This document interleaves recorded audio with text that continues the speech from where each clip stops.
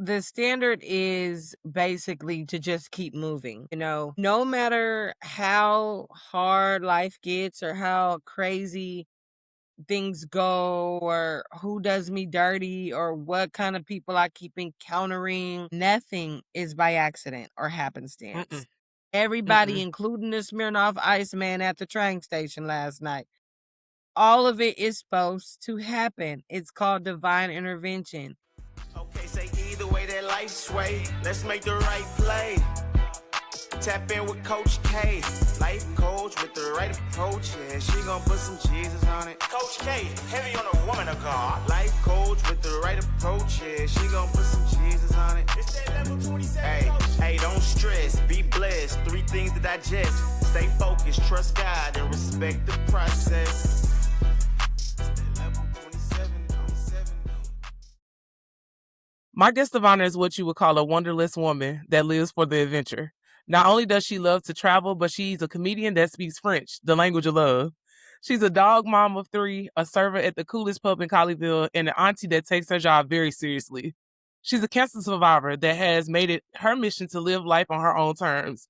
Today, my guest of honor is Renee Renee. How are you doing? Intro? Trying to make me cry in the first 30 seconds. Stop it. No. How are you?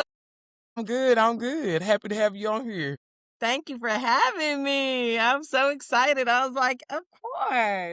They got to experience you. We got to make sure we get you in front of these people. That's one way to do it. That's one way to say it, I guess. Yeah. You gonna make me restart. And it's so funny because everybody be like, you don't got social media? I'm like, get it when I graduate, okay? I'll put it back on. But now for you, for this whole, this is so dope. So, I think I'm at a place in my studies where I can go ahead and re-download Instagram, even if I just add this and dip off and She like, here you hi, go. bye. Hi, bye. Yeah, just so it's on there, you know what I mean? So, yeah. Yeah, well, I appreciate it. And I think that you making the decision to share yourself with other people, I think is going to pay off in a major way. It just is. I just know. So Let's get these. let's get it. So I want you to start off really quickly by just giving us a little bit about your background. Tell us where you're from and what that means to you. Ooh, okay. So I am from a very small part of San Diego, California called Southeast San Diego. Home of the tacos, to be clear. Fight me, pull up, because Texas don't know nothing about no tacos. And if I see some queso on something else, I'ma scream. Southeast San Diego, again, is just such a small part of San Diego. Everybody hears about, yeah, like, why would you leave there? Oh, palm trees, the beach, and all the dolphins at SeaWorld. I don't care about none of that. San Diego, for geographical reasons, let me just let y'all know, you can get to Tijuana on a train in about 35 minutes from where I'm from. And those were many nights that I have stories that shall remain nameless, and we won't talk about those, but I live to tell the story. But San Diego definitely shaped who I am as a person. Definitely being from Southeast, just very tumultuous, very it was just rough, for lack of a better term. Every place has a little hood. Every place got an inner city. Every place got a little nook where you can, we literally have a place called the Four Corners of Death. Why would anybody want to go there? That's crazy. But I grew up like 5 minutes from there, and I went to high school 30 seconds from there. So San Diego was definitely an interesting upbringing for sure, especially being Black in a predominantly Spanish cultured area. It was interesting, to say the least. It definitely shaped me into the person I am today. It was just, you got to watch your back. You got to make sure ain't nobody, doing nothing weird and following you and being strange. And, it just was time to go.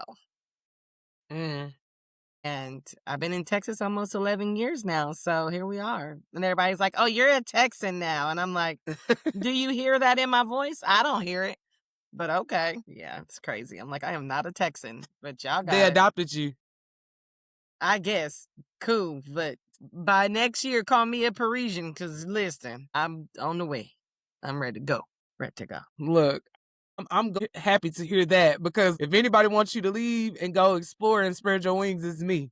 Keep Okay. moving and doing what you got to do to get to where you're trying to go.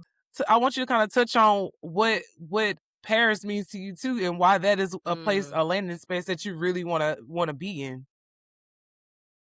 Paris, ooh wee. It is so hard to like close your eyes and be able to envision yourself somewhere so far that seems so hard to get to. But when you see it in your eyes, when your eyes are closed and you smell all the things and you know how to get everywhere and everywhere you just have, I just have never felt more at home or more seen and more valued. Like I felt, I Wow. mean, it was just, and I've been to Paris, geez, 2017, 2019, 2021. Been like 5 times.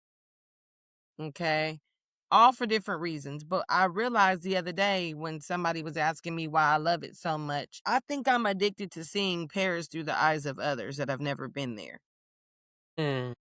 And every time I went, besides the first time, I went with someone that had never been there. Only one of those 5 times did I go with someone else that knew the language as well. So that was refreshing. Mm-hmm. But the best is to go there and to be someone's personal tour guide. And they're like looking at me crazy because they're like, I didn't know you knew how to actually speak French for real. Like, Yeah. so For you thought real, I for was out real. here capping. You thought I was out here capping or whatever the kids say. Did I use that right? I don't know. I don't know. Shit. I was like, you thought I was just like playing or like, no, I does this. Like, this is in me. And you could try to men in black me with your little stupid thing all you want and try to make me forget the French. It's not gonna work, gang. It's not. Literally, I look at it as my first language because Yeah. when I was like 5, my parents put me in a whole foreign language. Didn't nobody know how to help me with no homework, nothing. They just, here you go, there. And don't come back with no nothing less than a B. And I really don't want no B, for real. And I was like, y'all don't even know how to barely speak English. What are we talking about right now? Cool, bro. So I made it my duty to make sure I went to school and did what I needed to do so my mama ain't come up there with no rollers in her hair. Shout out to Etta, rest in peace.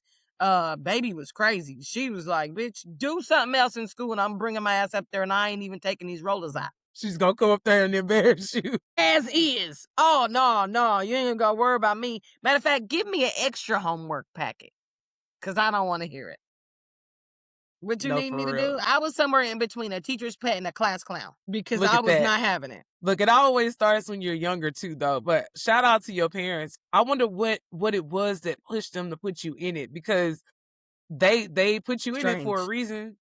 Very But strange. it's strange, but I mean, there's a reason why. Only they know, only they know why. But or maybe they just had a feeling, maybe God just put it in their spirit to like push you in that direction. But it's amazing how parents really do shape their children in different ways. And it sounds like your parents, like, they instilled a lot in you, but pushed you too. They pushed you. And they We're made missing sure that. to, we don't do that no more. That's not a thing. Yeah, we're And missing I that. think they, like how people say, oh, the parents aren't the same as they were for the first kid, the second kid, the third kid, the fourth kid, just an asshole and get away with murder. Well, hi, fourth kid, murder. Like, what?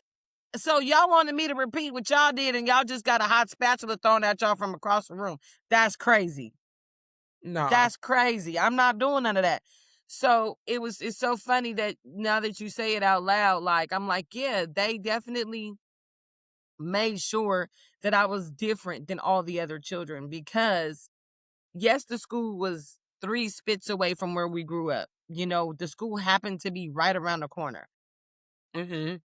And last night I'm on my way home from a comedy show on the train, the rain going sideways, I'm getting soaked. Best night of my life. Great, fantastic. I meet a guy at the train station. he was at the train station drinking, so this was already finna be a crazy ass situation. But he had these crazy rings that were like crosses, but he had them on the insides of his hands because the cross, he's like, these is real gems, these is real diamonds. And I was sitting here to tell you that the storm ain't over. It don't last all day and you are destined for greatness. And he was just telling me stuff. And I said, you know what? We met for a reason for sure, but you probably not ever gonna meet nobody. They know probably. We all one of one, right?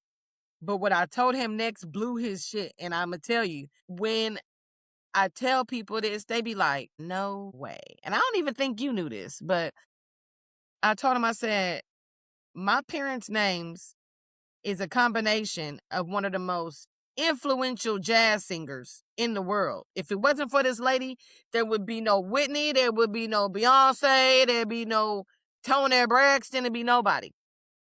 And he was like, who? And I said, Etta James. And he said, your parents' names is Etta and James? I said, yes, sir.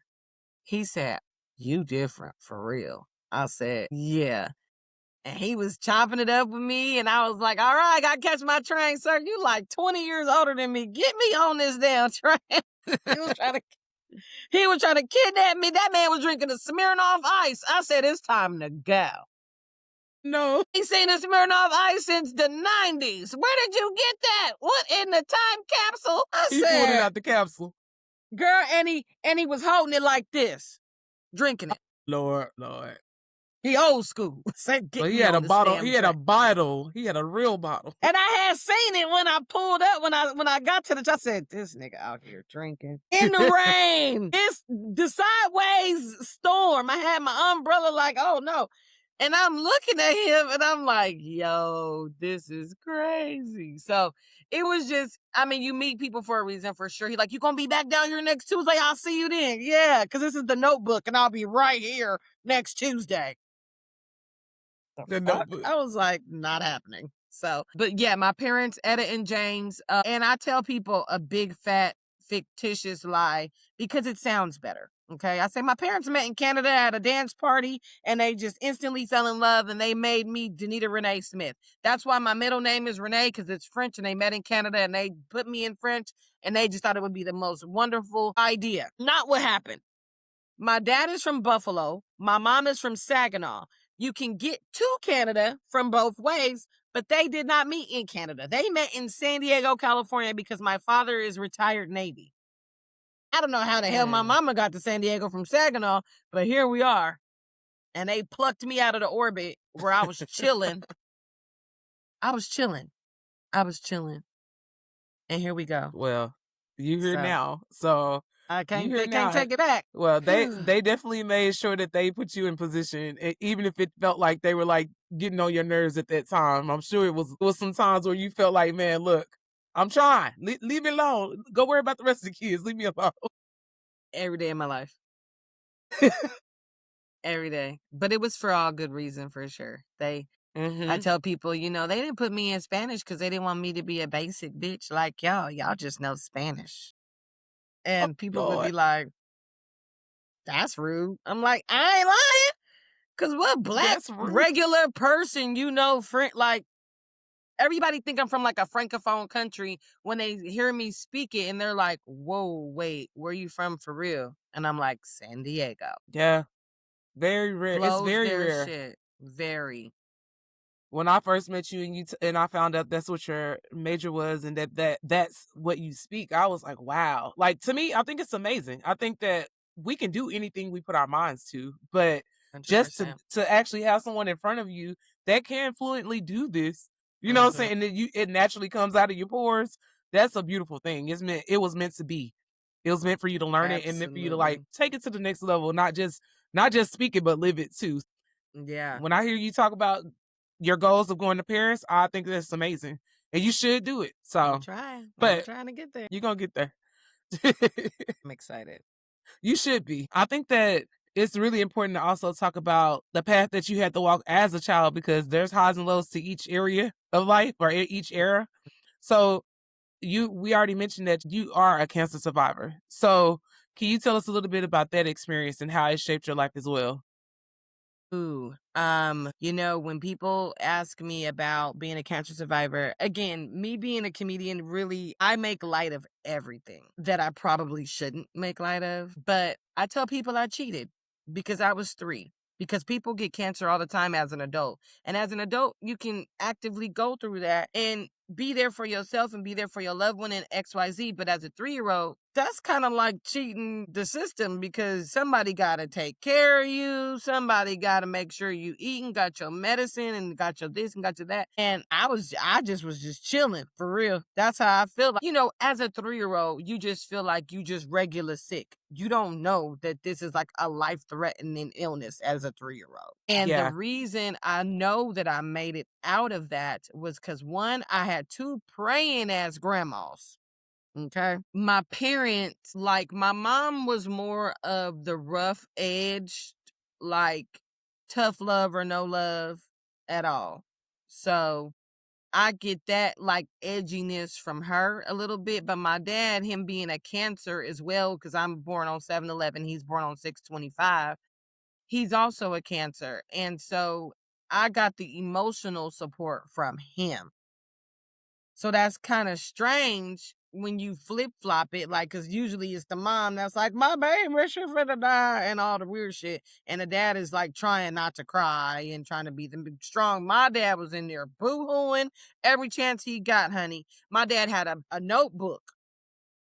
He had a notebook that he took notes in and asked the doctors, okay, what medicine is that? How much did you give her today? Okay, well, when you come back tomorrow, give her a little bit less. When you come back the next day, give her less. Because he was watching all these kids pass out like flies in this hospital. And he was like, absolutely not. Not my kid. We're not doing that. Yeah. So, and on top of that, I was picky as hell. So they would be like, okay, if I had to stay at the hospital, they'd be like, here's your dinner. I was like, my mama on her way. She got some mac and cheese and some baked chicken and some greens. I'm going to eat that when she get here. I'm not eating that. I don't know what that is, but take it back. Don't want it.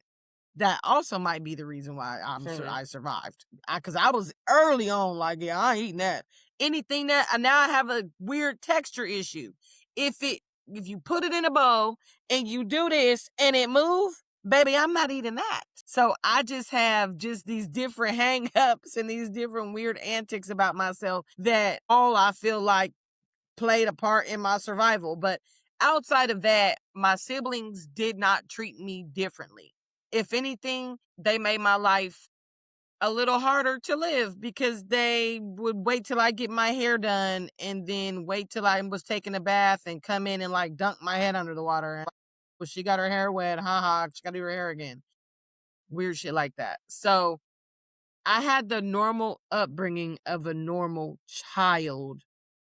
Yeah. Kinda, But, again, just being a kid in the inner city, a Black kid at that, and just having to go through something like that was extremely, it was a rough road. But by the time I was like 5 or 6, my parents found this organization called Camp Reach for the Sky through the American Cancer Association. And they hosted these camps that I would go to Balboa Park every day, and they would pick me up and we would do activities, arts and crafts, this and that, potato sack races, random stuff to make us feel like normal kids. And fast forward 30 plus years, those people are my family as well as my family. But those people saved my life in more ways than one, just to be surrounded by a conglomerate of people, kids that have gone through the same thing you've gone through, that actually get it, that actually understand, hey, we can beat this, we have beat this is what we're going through, but this ain't got to be what we, identify with, we're so blessed and we are just grateful to be here. But we are, at the end of the day, we're just kids.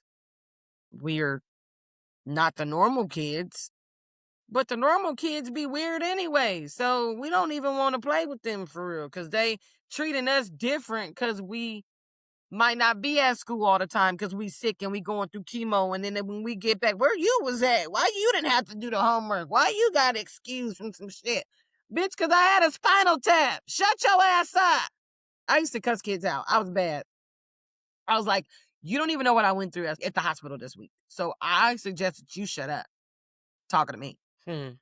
Because, as a kid, if you're a kid and you have cancer, you understand cancer.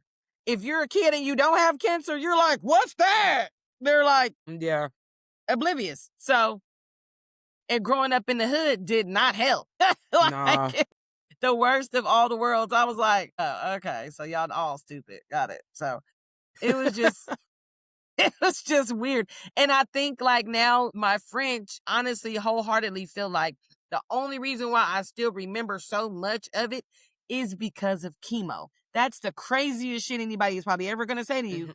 But that's the only thing that sets me apart from my other friends that were in these classes that I'm still friends with 20, 30 years later. I call them phone, bonjour, qu'est-ce qui se passe, madame? Qu'est-ce que vous faites aujourd'hui? They be like, don't call me speaking that shit. I don't know what you saying. And I'm like, guess you were in class with me for no reason. Okay. Like, so that's the only thing that stands me apart from them is the chemo. That's the only thing I can think of. And maybe their parents weren't as hard on them, or like maybe they grew up in a suburb and got bused to the hood. And I don't know. Like, I'm like, bro, y'all burnt. Like, y'all don't remember nothing. We learned history, math, science, social studies. Everything was in French. And y'all don't know shit?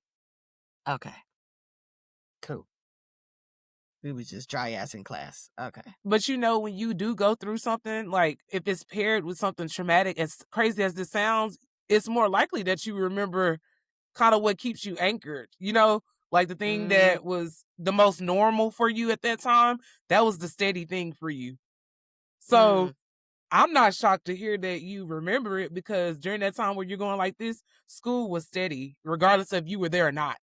You know what I'm saying? Out. So yeah, that checks. It's the same thing with us being connected to God. Like, he's our steady. So of course, even if you're not doing what you're supposed to do, you know what's right, because he speaks to you. Yeah. So yeah, I think that makes sense. And I love that you retained it. It's because you were supposed to. And that shows you that peaks and valleys happen for a reason. You got to go through this sometimes. Yeah. It's necessary. Yeah. And when people talk about being in survival mode, I'm like, you're not even really sure what that looks like. You don't even know what that really means. Like, my whole life has been survival mode. Because I come from a place where not only is it the inner city, not only is it, a bunch of gang violence. I mean, I probably buried 12 to 15 people after high school due to gang violence. So then I'm looking at it like, damn, I lost people from cancer and gang violence. Mind blowing. Yeah. And that's a huge reason why I left San Diego, because I was like, see now, let me tell you something. Ain't nobody finna mistake me for nobody and be like, oh, I thought you was such and such because you was turned around, and because I had long hair back then. And so I looked like anybody else from the back. For real. Everybody got a big old booty with long hair in San Diego. It's not nothing new. And now everybody got a fake big booty in San. No, let me stop. So yeah, I was just like deathly afraid for my life. And on top of that, everybody had a baby by the time they was 18. Also was not trying to be a part of that demographic. I was like, holla, I'm out. Don't even worry about it. I gotta go. And I was ducking and dodging and doing the little Kim, trying to get up out of there, because I was like, absolutely not. That's my birthday twin, by the way. Crazy. Shout out to I love her. How did you end up getting out of San Diego, though? What was the pathway that got you out of San Diego to here? I had a friend that went to TCU right after high school. One of the smartest girls I know. She had always told me, come to Texas, it's cool out here, woo, woo, woo, woo. And I was like, it's hot. I don't know. That's crazy. And that was my whole Every time she said come, I was like, girl, it's hot. And then one year, that was 2014 in autumn, whoever they is, they tried to make it seem like this lady was trying to rob a John. A lady of the night was trying to rob a trick. They tried to make it seem like that. And he killed her 3 blocks from my house. And I got on the phone. I said, your room still available? I'm on the way. She was like, yeah, absolutely. What? Yeah. I said, I'm stacking my bread. I'll be there by June. I left June 10th of 2015. I stayed with my dad for 6 weeks to detox. And then I got to Texas August 1st. And I stayed with her for like 2 months. And then I got my apartment. Yep. I was way out in Azle somewhere. I don't even know where the hell that's at. I was far. You were in Yeah. Azle? Oh, Lord. Now, I know that was a culture shock for you because Azle is, for those of you who don't know, let me just go ahead and let you know, Azle is one of those areas that are very affluent, very, it's very white, okay? It's next to white settlement. It's not, yeah, it's not very diverse in Azle. It's more diverse now, but it's not diverse because Azle is one of those places where they don't really particularly want us to be there. Crazy ever yeah, is I that's didn't know where I that. got That's the first job at Walgreens. It was in Azle. I had the job at Walgreens Yeah. on certain days, and then I had a job at Ross on the other days. So I'm basically doing what I was doing then, razzle dazzle, and that worked out for me really well because I started stacking my money, and I ended up buying some Walgreens wine one night, and I stayed up and I filled out hella job applications because I wasn't really used to working on my feet. I was a teacher for like 12 years. So like, you sit down with the kids and, you play outside and stuff. But other than that, like I wasn't really used to being on my feet.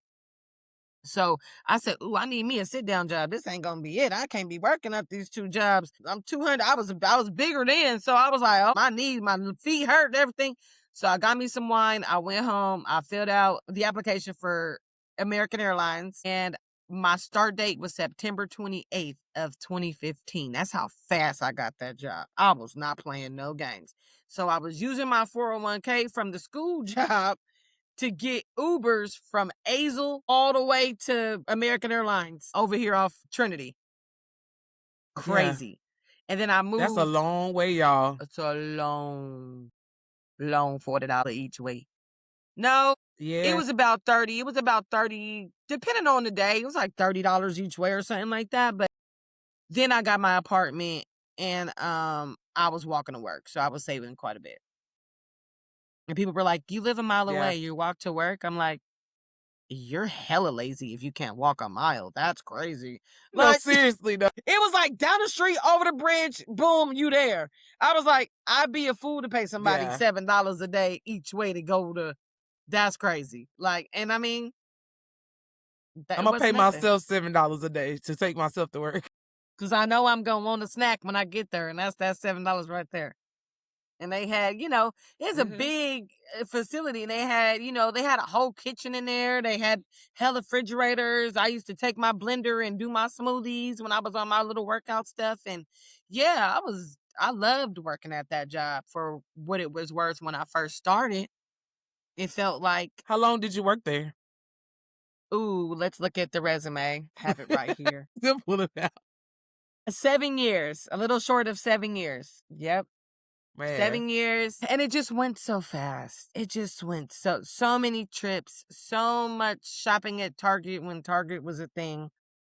So much, all the everythings. And one day something just clicked, and I was like, I don't want to do this no more. And a man called me a very nasty name on the phone, and I was like, yeah, I don't have to take this. I speak a second language, so I'm gonna make it my duty to go back to school eventually, because this ain't it. Yeah. And that's how I met you. That's how we met for sure. And quick question, with your dad being military, were you able to utilize those benefits to go to school as well? No? No. So he was never on my financial aid paperwork. They didn't even know he existed. Because when I started school, my mom was my sole provider. My dad was heavily, heavily on drugs. We really couldn't find him to Mm-hmm. even get the paperwork get started or nothing like that. So my mom just said, "Hey, just put me on there. We broke, so they gonna give you a full ride pretty much. You got great grades. Let's just rock it out like that." I'm like, "Bet." Well, Yeah. that first semester, I was away at school, and I mean like not even an hour away from home. I was not away. I was down the street. So I went to school August of what was that? 2002. And then by June we had to take our finals, or Mayish. Yeah, by Mayish, June-ish, we had to take our finals, and then I passed away June 6th, so I didn't even take any of my finals in my freshman year. I ended up just with whatever grade I got. And that's why my school journey was really crazy, because I had bad grades in the beginning and it just looked like I wasn't serious. And, losing a parent was extremely, disheartening as an 18-year-old young woman trying to dodge pregnancy, I guess, Yeah. so going to school after that, it was just me, me, me, me, me. My dad ended up getting off drugs like maybe 6, 7 years after she died. So by that time, I was already like, I can't really double back and be like, "Hey, I found my daddy. He ain't in a canyon no more. Can I put him on here?" I Mm-hmm. was already too old anyway. And after a certain age, they don't really care if you were dependent or not. So I just had to rock it out, by myself. And now, fast forward hella years, he is completely clean. He is doing fantastic. He came to Georgia in 2014 and bought a house and got off all the things, and he's just doing so great. And I'm so proud of him. And he's my biggest supporter. He made sure I got to Paris to study abroad, honey. That my dad dropped some coin on that. I was like, "I owe you. I'm the favorite." Yeah, okay. Like, but I think he's making up for lost time. I know that he knows that he could have been there during more impactful moments of my life, and it probably would have shaped me in a different way if he had been there. But we don't go off what ifs and shoulda, couldas, and all the things. I'm happy that he is clean now, but I mean, I had to get it out the mud by myself. Like, what was I gonna do? Yeah, even if they give You you a know? leg up, you still have to do it. Even if he was there, you still would have to do it. So everything that happened for a reason. And as Absolutely. as far as you mentioned earlier, like you're a comedian, so you make light of a lot of things. Everything you just said this last 2 minutes, literally, it would have killed somebody. That would have like taken somebody completely out. So having that mentality of being able to turn darkness to light and trusting the process is what's going to keep you going. And that's really the blueprint for life. Is like God already told you, look, hey, lean on me. Don't think about the past like that. Let it go Right, and right. be willing to move forward. The fact that you were even able to forgive your father and move forward with a relationship, that shows that you are choosing to live life, because that's a Absolutely. big deal. Some people don't ever Yeah, do that. 100%. Yeah. And I mean, when you Yeah. look at it like that, it's like, I mean, he all I got left. You know what I mean? Like, yeah, I got siblings and stuff like that, but like Etta and James was the blueprint for me. You know what I mean? Hmm. So like, why would I not move the way I move, especially when God spared me and not a lot of other people? Yeah. Yep. He didn't spare a lot. Like, I've lost a lot of my friends due to cancer. And when I go to camp now and they do that campfire on Monday night, they do it on Sunday so the adults are there by themselves so they can get their tears out so they ain't falling out when the kids come. But we have to go Hmm. through it again when the kids come on that Monday. And it is because some of the kids don't even know that their friends have dead. Like, where is such and such? Why they ain't here? And we just looking like, Man. so. But for the kids to see us as adults and they see pictures of us from back in the day, they like, "What? You was a camper?" I'm like, "Girl, Yeah. was I?" And I was giving my counselors hell like y'all giving us hell. talking about play Billie Eilish at 6 a.m. I will not. Lord. And then I came home. I came home last year, girl, and I went and I was having, because you always have camp withdrawals, you know? You always miss everything about camp when it ain't at camp no more. It's only a week long, you know? And it's overnight. Now when you get older, instead of the summer, instead of the camp, the day camp, now once you get 9 and 10 years old, you can go overnights and stuff. So I have been doing that for forever. And so when you come home and you having these withdrawals, I'm like, let me play Billie Eilish because let me see what they was talking about. And Billie Eilish be cracking, okay? They was trying to give me the tea, and I was not picking it up. I didn't have no cup ready, nothing. Billie Eilish, she is fantastic. And I can't wait to go back to camp this year and be like, y'all, Billie is bumping. They're going to be like, we don't like her no more. Right. They're going to be like, we're done with her. Y'all, we've moved late. on. Like, damn. Oh, Lord. So, it's crazy. Them kids off the chain. You know, and they just some normal ass kids, but they are freaking boy crazy. Oh, Lord. It's supposed to be playing archery. Yeah. I'm like, we're supposed to be doing paintballs and archery, and you heard about why Connor over there with Sarah. Y'all got to get it together. So it's always Connor's out here living his life. Connor is the heartthrob I got all the girls. Connor got everybody hooked. Okay. So yeah, it definitely was. It was definitely been an interesting road, and I'll be 42 in July. So me saying that I want to go back to school was a huge deal at 39. Yeah. You know, definitely gives midlife crisis. But I think what triggered it was when I went to go try to get a job at a liquor store, and they told me, oh, well, goody goody. And I'm going to say, don't go to goody goody. No. Goody goody prohibits colored hair, facial piercings, and body art. For $15 an hour, you worried about what I'm spending my money on? That's crazy. That's crazy. And I'm selling shit to kill people. Pretty much. Crazy. Like, so that's when I said, oh, I'm going back to school. I'm not about to be worried about it. Like, you're not going to tell me that I can't teach French or I can't work at the embassy or... Now, if it's the embassy, I'll dye my hair because that's like 80 stacks a year. I'll be back black so quick your head is spin. That's different. But not for a serving job or a bartender or working at a liquor store. And that's kind of weird. I gotta look a certain way to work at a liquor store, but if I'm a bartender, I can wear with anything I want. That don't make sense. It's about control. Yeah, it's about control. No, it doesn't make sense, but when you understand what it's about, it does. Because at the end of the day, like, people may look down on those types of jobs, like, or a serving job, when really, to me, I feel like those are the greatest jobs ever. Like, the people that do those jobs have to have a certain type of character to do their job well. People look down on them, and I'm like, if they didn't serve, you wouldn't eat. So I think that it's a thing where they just want to control the people and make sure they let them know that I am the superior and you're going to do things my way.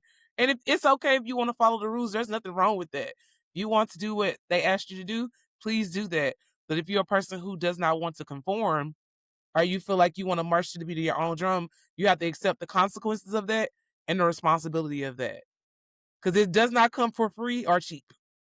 It's going to cost. And you're going to have to be okay with going through it a little bit because it costs to be able to stand on your own 2 feet and be like, I'm going to do it my way. Yeah, it do. It do. And I know my dad is sick of me because I've been in the trenches for the last 6 months. Like, Daddy, I need some more money. Daddy, I need some more money. Daddy, I need some more money. Daddy, I need some more money. He like, girl, I am tired of your ass. But was you tired of my brothers going to jail and you was sending them packages? Oh, okay. He don't want to talk about that, though. He don't want to talk about that. Now, I'm the asshole because I want to mention old shit. I don't care. Everybody needs support. You was sending people packages, and here I am, got to get straight A's at school. Okay, so, yeah. So now, doing it my own way for sure. Serving is crazy, you know, because people will give you $3 on a $20 bill because you black. Even though your service was immaculate, you're still black. Even though you speak Mm. French, you still black. Mm. Okay. What has that taught you about not hiding your identity when it comes to anything? Like when it comes to a job, relationships, friends, anything. What has your experience taught you about not hiding or conforming? I've come too far to change my identity in my life. Like, there was at one point where my hair was my identity, right? And I just kept it because of who I attracted, because men like long hair on girls. And it took me one time for my hand to throw up a gang sign and I couldn't get it back the way it needed to be fast enough. And I was panicking because I thought I had carpal tunnel. I was like, oh, cut this off. I don't care who like it. Cut all this shit off. I am a cancer survivor. It will grow back. I promise you it will. Baby, cut it off. And that was the most liberating day of my life, because I'm going to be who I'm going to be, regardless of what color my hair is, how long it is. If I let my eyebrow grow in, I look like Oscar the Grouch. If I gain 48 pounds in 3 months, I'm going to still be who I am. And I'm not letting nobody control me. That's crazy. Like, I'm also not about to be at no job where I'm bored as hell. Not doing it. I also don't want to go back to being a teacher because they don't get paid nothing and they want you to do hella work outside of the teaching hours, and I will not be a victim. I want to go home and come home and go to bed. Yeah. I don't want to grade papers. I don't want to do none of that. I used to really think I wanted to be a teacher, but I think God put me in such a specific sector of life that, okay, maybe not a teacher, but let's let you be a special needs assistant for like 12 years and see how you like that. Mm-hmm. No. But I will say it was the most fun job I've ever had, and I was not bored, never a dull moment. I was the cool teacher, all the things. But when it came to them being, if there was like a sub, if there was a sub, I would purposely be late, like 7 minutes, 10 minutes to school, because they already gonna be in here cutting up because they think I ain't coming. Mm-hmm. Lo and behold, I walk in the door and I get hit in the face with a flying airplane. That's what we in here doing? She here. Oh, no, everybody get it together. Everybody want to start. Why are they more scared of me than the teacher? And the teacher in the corner, shriveled up, damn near crying. You the sub. You get paid the money to do that. What? You in there crying? Oh, no. So I just said from an early time, I said that specific instance, I said, oh, I will never be no teacher. Y'all ain't finna have me in here crying. No, and I would never, I would never show any weakness like that. That's hella weird. But to know that is a possibility, nah, I ain't doing that. Nope. Nah. It wasn't worth it. It's not worth it. And I'm glad I didn't go down, that path of, okay, go back to school, get my teacher credential, blah, blah, blah. Because when you look at the money of it and you look at what you're doing, it's not mathing. It's just not mathing. Now, what am I going to do after college? No idea, but it's not that. Most people don't know. It's okay. It's all right. Like everything else in your life, God is going to show you the pathway. And if you stay patient long enough, he'll show you the footsteps. Even if it's just a step, you got to take the step and he'll keep revealing it to you. But tell me, what standard do you live by when it comes to your life? And like, what's the criteria for that? Because clearly we already know you're not conforming. You're not going to be controlled. But what's the standard though that you live by? The standard is basically to just keep moving. No matter how hard life gets or how crazy things go or who does me dirty or what kind of people I keep encountering, nothing is by accident or happenstance. Everybody, including the Smirnoff Iceman at the train station last night, all of it is supposed to happen. It's called divine intervention. And when you walk more in that purpose of, you know what, I'm going to go to the gym today. Maybe I'm going to find my boo there, maybe not, or, just being intentional in everything that you do is so important. Like, I have to think about things a lot more positively too when it's just me, because I can find myself spiraling super quickly, but then I have to You have these alter egos that have to bring yourself out of the things. And I'm like, you know what? Like, even like the gym, right? I'll be like, all right, let me get up and go to this gym.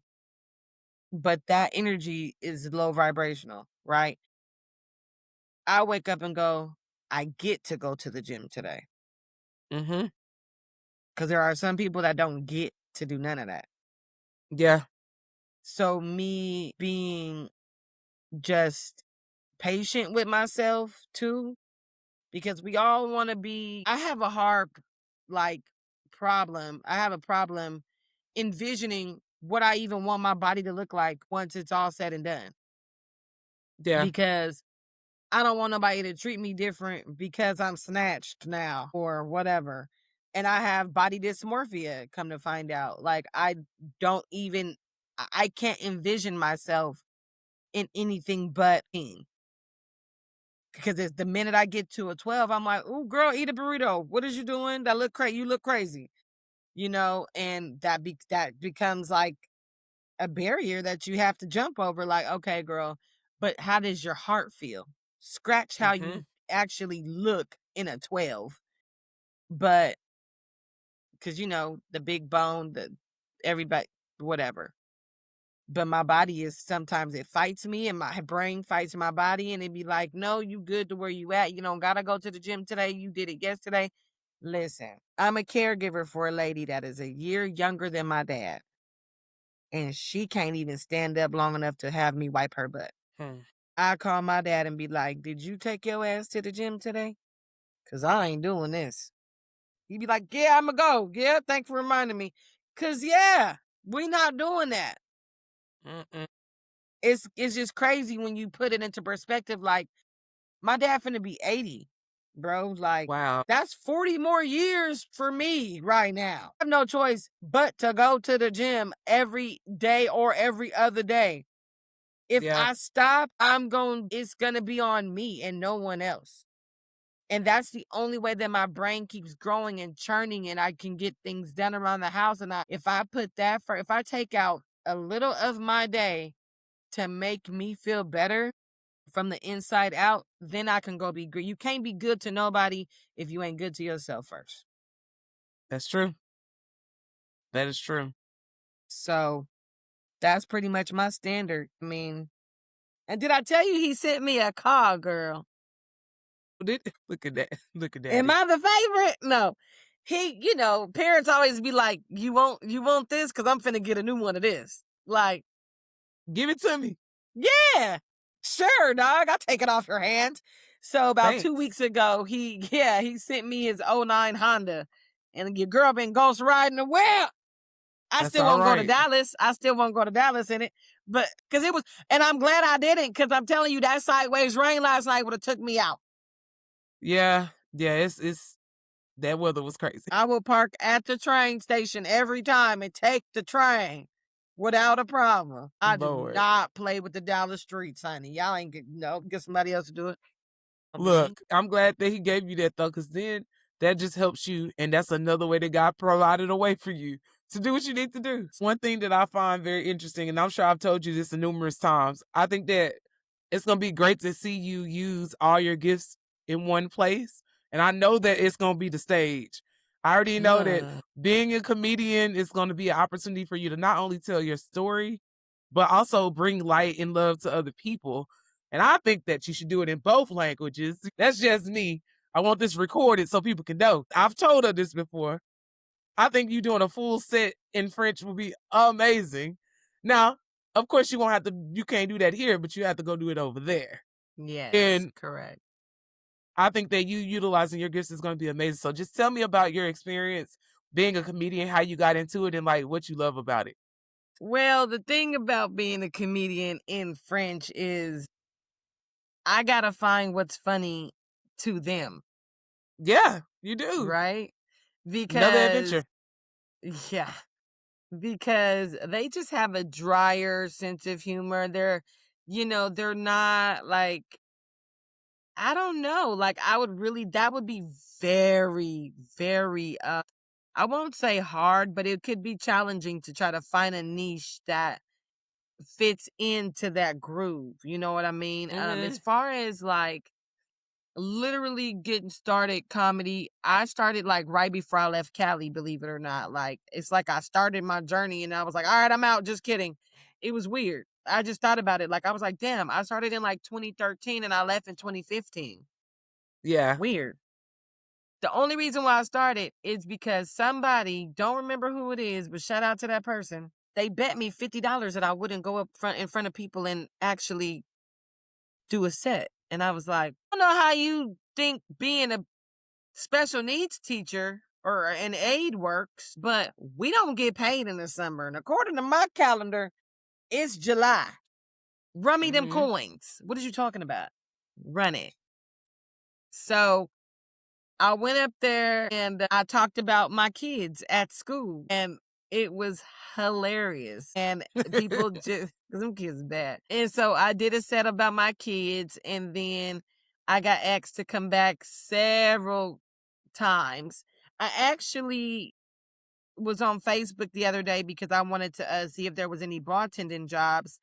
And I came across a photo of when I was a headliner and I was like, look at all that hair. Do you see Oh that? my gosh. Yeah. Wow. Why do I have 8 pounds of hair on my head? And that was, golly, this don't even tell me the year. I think this was in 2013 though. And the guy that was putting on the shows, he actually passed away a couple years ago. Big Mike, shout out to him.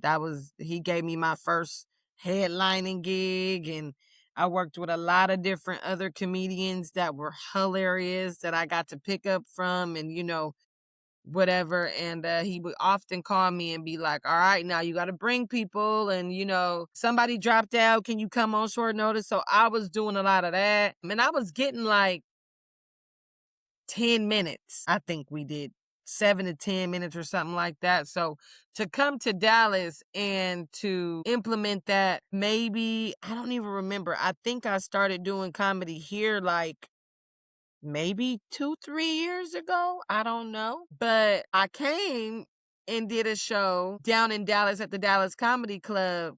And then the next week, Tone Bell was there. And I love me that light-skinned man, Tone Bell. Shout out to Tone Bell. He's so damn fine. Hello. Love him. And I saw him there, and it just gave me the utmost motivation to just keep going. Even a guy that I did comedy with, shout out to Brian Simpson, he got a whole Netflix special now. I said, I was on stage with that man. It's crazy. And he funny as all hell. And I've seen him in Arlington and Addison at the Improv. Like, so it's just so many moving parts that and people always have been like, please go do it. And I'm like, you go. Shit, you do it. You know how hard that is? You're just telling me to go do it like I'm trying to go grocery shopping or something. Like, you do it. You go do it. You've done harder things though. These are facts.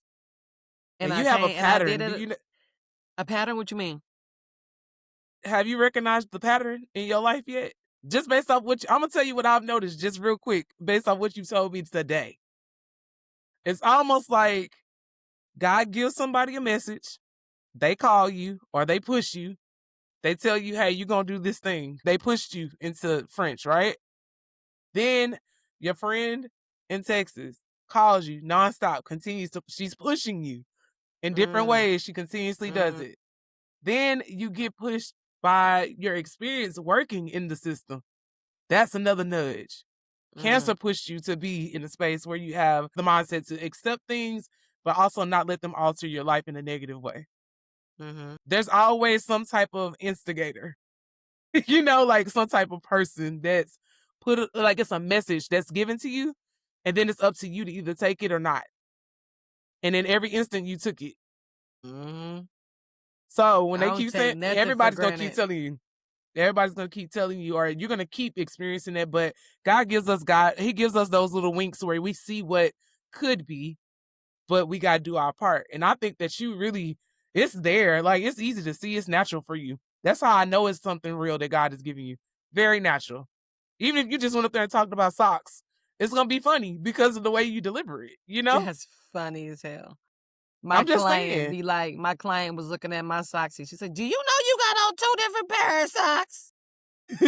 I do. I put Yes, them I on. do. I know. They never match. They never match, miss. They never match. Like, is that a trigger for you? Like, what the fuck, bro? So, no, definitely that is a huge conception. That is a huge Nick, you plucked it out of the orbit, and because I mean, if it sounds like a good idea, I'm always be willing to, let's get it. Like, why not? Like studying abroad. That was a joke on a Google document. Mm-hmm. We were A like, joke we on ain't a got Google no doc. damn money. We was like, we ain't got no damn money. Where we going? We ain't going no damn. Yeah. And did. Exposure changes you. It gives you, Man, I and was you crying like a be punk willing. on that plane. I did not want to come home. I want to stay. This is my home now. These damn dogs. If I didn't have these dogs, I'd be like, somebody go rent my house out. Y'all got the code. Go in there and do what y'all got to do. I'm not coming back. Man. But I don't trust people with my dogs, so I had to come back. Yeah. Take care of your babies. Yes, man. The next time you just got to take them on over there with you. They gonna have to come to Patty with you. You know what? It's gonna be so hard to do that, but if I gotta, because they have to stay in like quarantine and all the thing. Everybody about to be an emotional support animal today. Everybody. Yeah. At this point, Are I'm they just not? that crazy. Are they not? Yeah, they Technically, they are. Yeah, they are. They all serve a different purpose. Because listen, I'd be in these streets if I didn't have nothing to come home to and be responsible for. I would be. God knew. Here, let me send you this one lady that's a demon that don't care about her dog, and she just gonna leave it there. Here, take it. I said, ooh, you know you're wrong for that. Because that uprooted my whole life. That changed just with one dog, that changed my whole trajectory of anything that I can't pack no bag and just get on a plane and go to Bermuda. I can't do none of that. I got a whole dog to take care of now. I don't know about no dog. What like, I didn't even know how to do it. I'm surprised she's still alive. All I know is to feed it, give it a bath every other month, and let her out in the backyard. I don't even walk her no more. Like they go out there and play for an hour and they good. And then the second one, my uncle died, so I got his dog. And then the third one, I was dating a guy.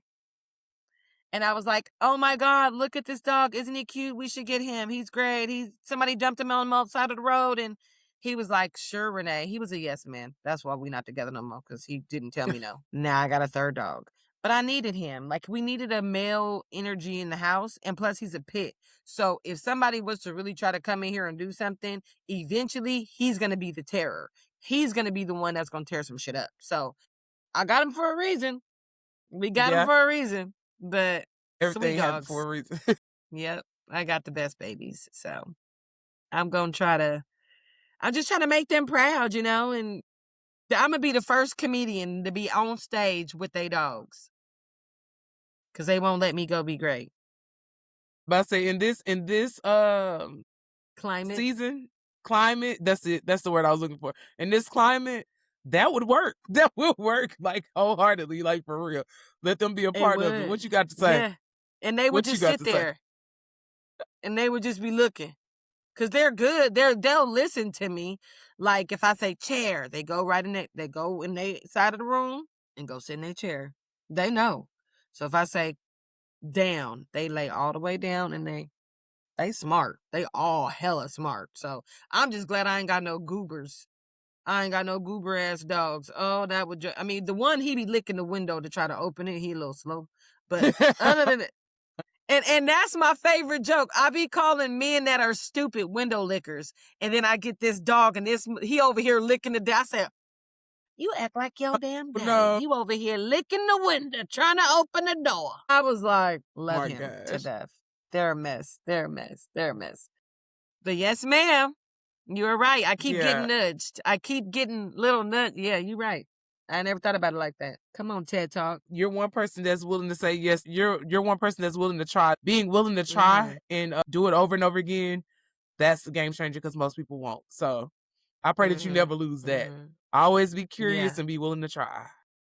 absolutely. Yeah. Absolutely. That's facts. Man. Tell me, what role does God play in your life and how has that impacted your journey? Ooh, it's more of not wanting to let him down because he saw fit to save me at a very young, vulnerable age. He made it to where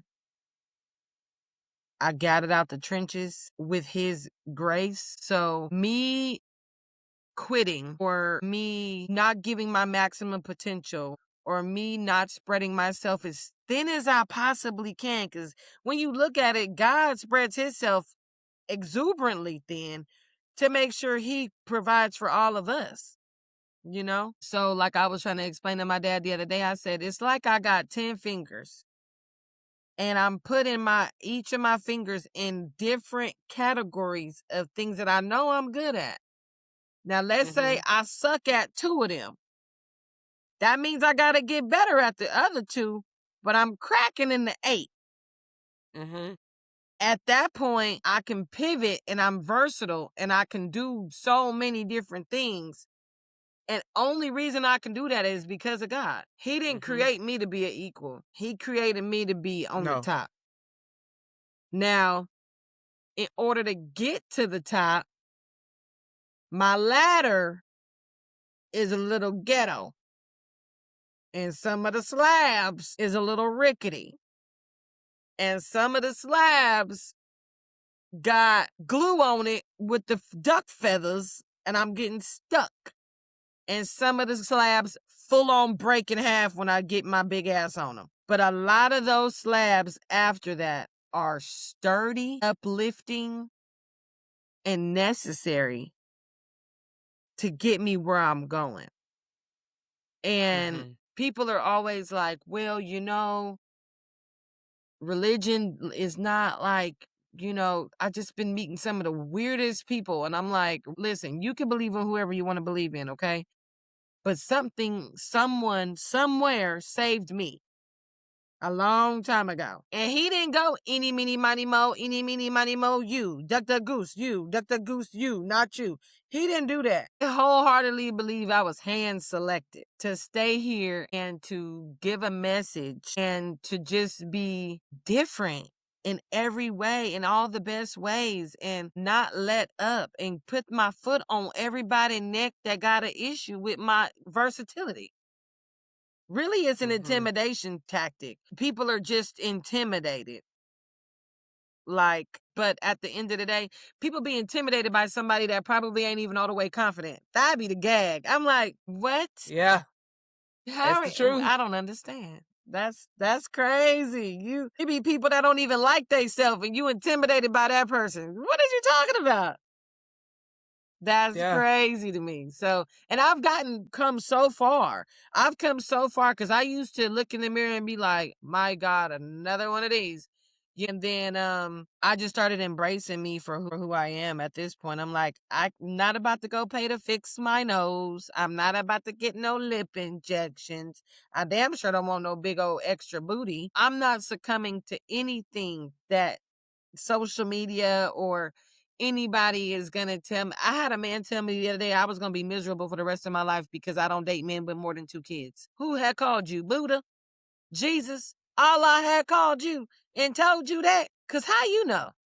You gonna be miserable with all your kids that you can't afford to have passports for and go across the water. What is you talking about? I was like, I'm gonna be miserable. So that's really mean to say to somebody that you barely know. Like, that's weird. Yeah. Because I have a standard and I have a limitation and I have a boundary that me having 0 kids. You want me to date somebody with 4 is crazy. Ooh, that's a big Where number. we going? Where we going? Because we all can't even get in the car together comfortably. Where are we going? Because my max is 2. Then I got the audacity because I got 3 dogs. So how dare I say 2, right? But my thing is, if we had Disneyland, You in charge of a baby. I'm in charge of a baby. Sounds about right to me where Devontae went, but if you got 3, 4, and 5, and 8 kids, they lost. Oh, where they went, I thought you had them. That's going to be my first step. I thought you. Lord Jesus. I'm terrible. I don't even care, though. I'm like, look, 4 is crazy. That's a lot of responsibility. That's a lot of responsibility. With no money. Get out of here. No, not doing it. Not doing it. No. And I No. love kids. I absolutely think they are fantastic creatures. But baby, they can't be over here sliding across my walls with boogers on their fingers, tearing up my shit. Every day. It's different It's when it's every day. crazy. It's different when it's every Baby, day. you ain't gotta worry about me. I Because give I like people to props, pack a bag and parents. go. I calls Rover and be like, come watch all them. I'm going to Barcelona. Yeah. You can't leave Everybody kids has in the cages. lifestyle. Yeah. No. And it's it's No. intimidating for me to be 41 with no kids. You just wanted my Yeah. life to be ruined so bad. And I didn't do it. And you mad. Now you mad. That's crazy. You mad. Because I made it an executive decision to dodge the bullets. Like literally. No, thank you. And I know what it took for That's my parents called to raise wisdom. me. I know what it took for my parents to raise me. Drugs and all. I didn't go without nothing. But I know right now, the way my pockets is set up, I got a checking and a savings. And if I got pregnant tomorrow, that kid is going to not like me as a parent. Because I don't have nothing to give you, baby. Mm-hmm. You can't live off what I can live off. You can't eat rice-a-roni by the day like I can. You can't. I know better. I can't give a kid anything that I can't give myself times 10. No, I didn't go without, you know what I mean, growing up. But I also grew up in a very tumultuous household. Mm-hmm. So like, and if we being honest about it, let's say I'm 30. And as a 30-year-old woman living in this climate in America, I would have to know somebody for 5 years before I would want them to, for lack of a better term, impregnate me with their offspring.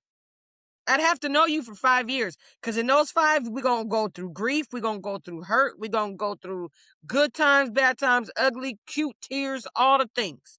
We're going to find out who each other are in them 5 years for sure. Mm-hmm. Okay? That's me being 30. Then by the time we 35, let's say we get pregnant and married in the same WAP. That's 35. We good. I'm already a geriatric pregnancy risk at 35. Mm-hmm. But you want somebody to do that at 41 is diabolical. It's very different. It's very different. will Even though it's not- a few years, it's different. Yeah. Baby come out looking like a flamingo and an octopus. I'm not doing it. When there's already, my point is this, if I meet somebody at 41 and I get to know you for 5 years and he say, ooh, I don't want no kids either. Bet, you trying to adopt one? Because there is a gang of them over there I heard need somewhere to go. That's what don't check out in my head is why would I lay up and have 10 and 12, all these babies, and there's so many kids that don't have nowhere else to go already in the world. I get it. You want to have your own offspring. You want to see what your kids are going to mix and look like with you and your husband. I get that. But for me, when there's already kids here, that's selfish. And there ain't like just 4 kids that need to be adopted. It's a gang of kids that ain't got nowhere to go right now in internment camps and shit. Like it for me, it don't make sense. It just, if I had a zillion, if I get money tomorrow, I told somebody the other day, I said, look, if Netflix say, here's $1 million for your first special. Oh, bet. That's $1 million I didn't even have before. 600,000 of that is going to a charity near you. You ain't finna tax my shit hella much. No. Then 400,000 is mine. But even most of that, I'm going to be like, who need to go to college in my family? Mm-hmm. I don't want all of it, bro, because they going to tax me. I don't, because I've already lived my life without all of that already. Does that make sense? Makes perfect sense. Now, if I get hella more specials and they keep, and I'ma just keep doing this, they gonna get sick of me. This lady keep giving all her money away. I don't care. Give me 100,000 of it. Tax that. That's partially why you went through half the stuff you went through too. I think that people don't think about, the long term or the long game when it comes to your experiences. Having the experience of going without, knowing that you Yes, had to go through the process of stripping away whatever the world thinks or deems as beautiful to find your own definition of beautiful and being okay and accepting you, that is a absolutely. recipe for success because you can't be bought. Correct. Everybody has to go through it. I pray that we all go through it in some type of way Hmm. where you can get to the realization that I know who I am as a person. I'm not conforming because of a dollar or because you say so. And that I know where I'm headed at the end of the day. I got Yeah, standards. And I'm going to period. live by those standards and bring honor to God in everything that I do. If you can get to that point, you're already successful. You woke up today, you're very successful. You live to fight another day. Like, the That part. definition of success is different when you go through stuff like that. So you've been prepped and Absolutely. primed for exactly where he's taking you. You just gotta Yes, stay ma'am. true to you. You just gotta stick with that and don't Absolutely. shift. You can't. You can't, Four because it's kids and going, four it's, kids a 10. No. and that's generous for me to even say two. Yeah. Some people say none. It just depends on the But I know if person. you don't got none, then you crazy like me. Not necessarily. Not necessarily. Because I know how I got here. Some of us just don't want any kids. I love Don't want children. none at I work with girl. a zillion of them, but I don't want them. I don't want to have them every day. I know No, that about ma'am. me. So I'm Period. gonna focus on being a great auntie, being a great nanny, being a great friend. Period. All the things. I will be that and go home. Yeah. Because do you hear that? Right. Silence. We love it. Baby. Golden. We I love it. can't. Like, I don't know. I mean, how old were you when you became an aunt? Oh, child. My nephew is 26. 25. He about to be 26 this year. So I'm 38. So you do So that, you was man? like 10, 12 years old. Yeah, girl, I was 2. Yeah. I was traumatized early. I said, Yeah. somebody come get it. Somebody come get it. Because why is it crying and why does it look like it got avocado coming out of his diaper? Come get it. I'm Well, take telling you, I seen that and it took me out. I was like, "Well, I don't think I ever want children." As a 2-year-old, hey. that's crazy. Yeah. But I was like, that's crazy. And then everybody in my family is a freaking dinosaur or a juggernaut. Everybody's huge. I'm like, you want me to have a whole dinosaur? I'm not. No. No. That's all right. Look, well, thank God you don't have any, and let's just keep it No, that way. ma'am. Keep being a great auntie and keep showing up for Yes, these ma'am. other children that God has blessed you to be around. That's all you can do. Absolutely. Absolutely. That's all I got. That's all we got for you. My last question for you is: if you knew then what you know now, would you change anything? Come on, red pill, blue pill. Just inhale. You was like, That's a loaded question. That's an onion layered question. Some stuff maybe, but most of the stuff probably 70-30. okay, Some stuff, no, because I would have never grown as an adult human yeah, and been able to take care of myself and figure it out. But I would have probably started betting on myself earlier in life and stop second guessing myself and, doubting my talents and, you know, just anything. Like it's crazy that, when I did my show last night, I thought I was getting 10 minutes. It ended up being 3. mm, So thank God I didn't practice for 10 minutes and tried to smush it down into 3 because I would have been a disaster. So I just got up there and did my little 3 minutes off of barely anything. And one of the ladies that was sitting next to me at the bar, she was like, "You were one of the best already. Oh my God, you were so good." And I was like, if I get one of those per set, I'm good. mm-hmm. If I get one person that I touch and I reach, I'm good. So I was That's what like, it's about. thank you, white lady. Thank you, white lady. I came to Texas and I was in the white area, and now the white ladies love me. Yeah. Yeah. They, when you talk about dating and stuff on the mic, everybody like, yeah, it's shit. And I'm like, perfect. That's a great way to go. So, I mean, and I wouldn't have all these experiences if I wasn't who I am and I didn't look the way I look and I didn't present myself the way I present myself. Like, Mm-hmm. I have the worst experiences. And I can't say I even have the best ones because I can't attract nobody with a 401k to save my life. Look, the pup said, You heard him? He. Look, he dreaming. You dreaming about the daddy you need? Me too. Hell, shit. I need you a new daddy. This is crazy. Trying to find a black man that likes dogs is like trying to find the cure for the plague or something. It's crazy. You got 3 dogs? Do they be licking people and stuff? Yes, they do. Stupid. oh Think my it's a God. bird? People are dumb. I'm like, so 30% I would not change. I would change. And 70%, no, ma'am. That's all right. That's an honest answer, and I appreciate that. So, yeah. Yeah, for sure. Man. Well, Renee, thank you so much. I'm so proud Thank of you you for and so having excited me. for you. I cannot wait to see how all of these things that you talked about, I'm telling you, they're going to come to fruition. I cannot wait to see how Yes, God ma'am. continues to bless you and see you overseas. I want to see you in the States and I want to see you overseas. So I cannot wait for you to Yes. crack that code and figure it out.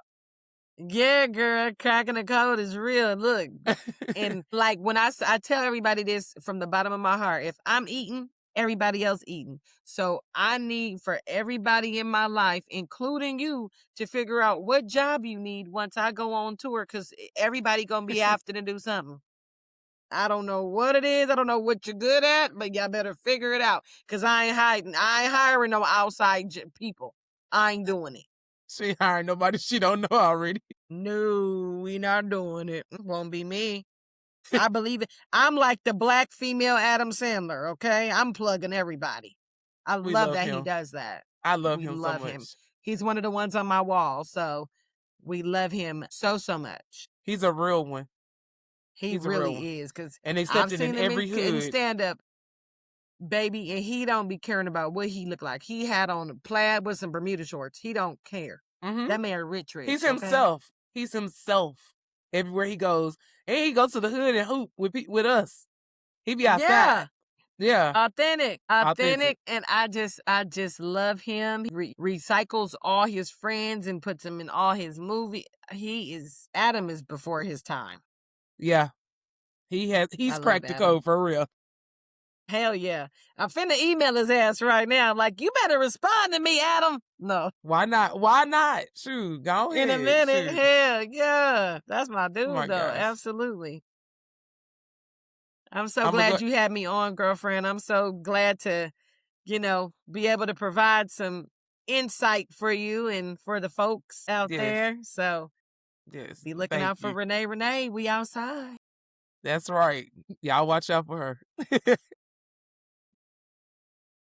Life coach with the right approach, yeah. She gon' put some Jesus on it. It's that level 27. Hey, don't stress, be blessed. 3 things to digest. Stay focused, trust God, and respect the process.